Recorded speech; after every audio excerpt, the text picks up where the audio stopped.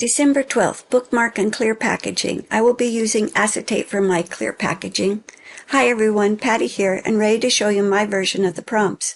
Love what Louisa and Barbara have been showing us for this year's prompts.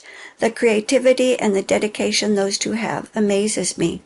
I hope they stick with this format as I really like the way it is. 2 days on, 1 day off, and catch up on the weekend. I start off with the masterboard that I've already created. This was a project while I was working on my cut, paste, and create videos as I was working on my planner and decided to clean off my desk and make a masterboard. I'm going to cut this into 3 full-size belly bands, or should I say bookmarks. 2 horizontal belly bands and a skinny leftover piece will be my bookmark. So here are my cut pieces. If I use these 3 large pieces for belly bands, they're too long. I'm going to cut them down to 7 3/4 so they would fit my page better. Lay out the pieces and try to decide how I should make this work. I really like the way Barbara at 49 Dragonflies cut her pieces into small pieces and then glued them back together. I didn't do that with these, but I really want to go back and make some of those, as they are irregular and I like the layered, staggered look she produced. You could use that method in any other projects, even if you weren't using clear packaging, or in my case, acetate. I showed in my last video stamping on the acetate, which I use for my clear packaging material. Cut the stamped acetate to fit the cut masterboard, rearrange my pieces, and decide how I want to emboss these pieces. Ready to head out to my storage unit, where I have my embossing machine to emboss a couple of the cut masterboard and pieces, and go ahead and emboss a couple pieces of the stamped acetate. I cut off the tops and go emboss, and we'll be back to put these together. Ready to add some of the alcohol inks to the acetate.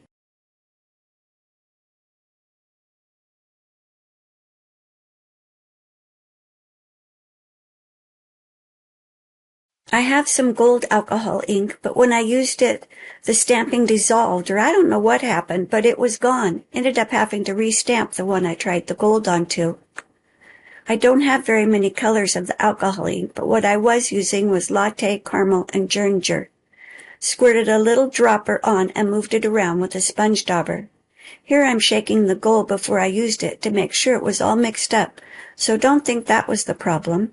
That gold was not used on any of the others after I saw what it did. Can't really see that my stamping was gone, but it was. The embossed pieces took the ink a bit differently and went back and added some additional colors and filled in spots that weren't covered. When I embossed the acetate, I left an end untouched to see if I wanted to use all embossed or leave some with acetate stamping showing more. It was really hard to see some of the stamping after the embossing and adding the alcohol inks. This was a fun process, and I wish I would have left a little more of the acetate without the inks, for you could see through it better and see the masterboard underneath. Live and learn when doing these new techniques. How are you enjoying the compartmentalizing this year? My swap partner Barbara from Florida and I have been talking a lot about storage and organizing all of these pieces. If you've watched any of my videos, you know I'm tiny house living with 2 dogs, a cat, and a husband. So storing and organizing all of my creations is getting out of hand. My boxes, totes, and even the floor have become quite a playground for the cat. With all of these creative experiments, I've realized that keeping everything tidy is becoming a project on its own, especially as I try out new techniques and make some more pieces. Sometimes it feels like my crafting supplies are multiplying overnight. Still, it's fun to come up with inventive ways to store things. Every box or tote ends up with its own story or special purpose. Even though the process can be a bit chaotic, it's all part of the adventure, and I really enjoy figuring out little tricks to make my small space work for me. What are some storage tips you can leave me to help out with my madness?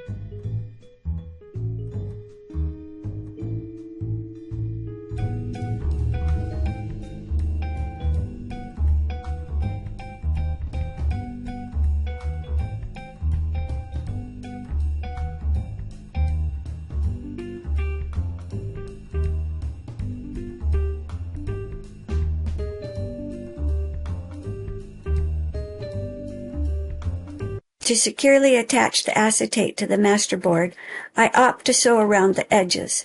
This method not only ensures a firm hold but also adds a decorative stitch border to the pieces.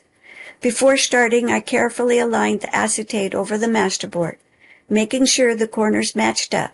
Using my sewing machine, I slowly stitched along each edge, keeping a steady hand to prevent the acetate from shifting. Despite my best efforts, the slick surface of the acetate made it tricky. At one point it slid slightly out of place. When I finished sewing, I noticed a small overlap where the acetate had shifted. To fix this, I trimmed away the excess with a pair of sharp scissors, being careful not to cut into the masterboard or the stitch seam. Thankfully, the adjustment was minor and the final result was neat and secure. Sewing the acetate not only provided a strong adhesive alternative, but also gave the project a handcrafted touch, blending both durability and style into the finished piece. The long skinny piece, I'll add an eyelet to the top and add a tassel from Barbara from Florida had sent me in my stash. That really added to the piece and finished the bookmark off. The other pieces are ready for me to add a focal point when I know where I'm going to be using them. I hope you are enjoying Dephemerember as much as I am this year. See you at the next video as we head into week 3. Can you believe the month is half over? Have a great day, and I can't wait to show you what I made for day 15. Bye now.